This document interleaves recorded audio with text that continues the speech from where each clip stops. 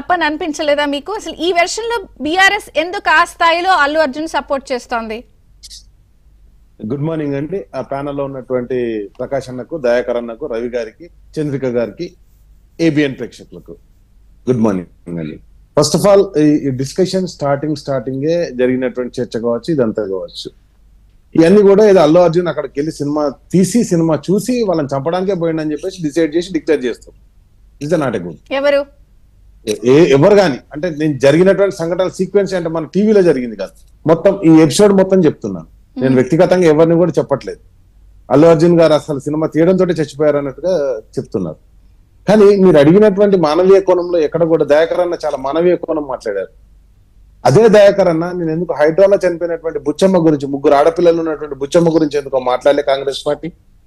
ఇదే కాంగ్రెస్ పార్టీ మొన్న ఏది ఒక అమ్మాయి ఫుడ్ పాయిజన్ అయిపోయి నిమ్స్ లో వేసి చనిపోయినప్పుడు ఎందుకో మాట్లాడి ఇప్పటికి 50 మంది చనిపోయారు ఫుడ్ పాయిజన్ అయిపోయి. దాని గురించి ఎందుకో మానవీయ కోణం లేదు. అసలు అంటే వాళ్ళ జీవితాన్ని చూడకుండా చనిపోయినటువంటి పిల్లల గురించి ఎందుకో మానవీయ కోణం లేదు.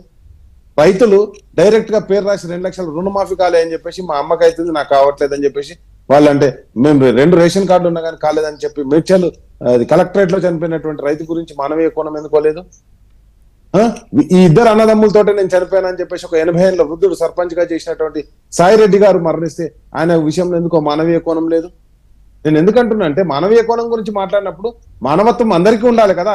ఒక సినిమాకు చూడు ఈయన పొంగన చచ్చిపోయిందని చెప్పేసి అంటే లా అండ్ ఆర్డర్ ఫెయిల్ అయిందని చెప్పేసి దాన్ని కప్పిపుచ్చడానికి ముఖ్యమంత్రి గారి ఫెయిల్యూర్ ను రాష్ట్రం మొత్తం రుద్దడానికి ఇది ఒక ప్రయత్నం. ఒకటి నెంబర్ 1 అయితే.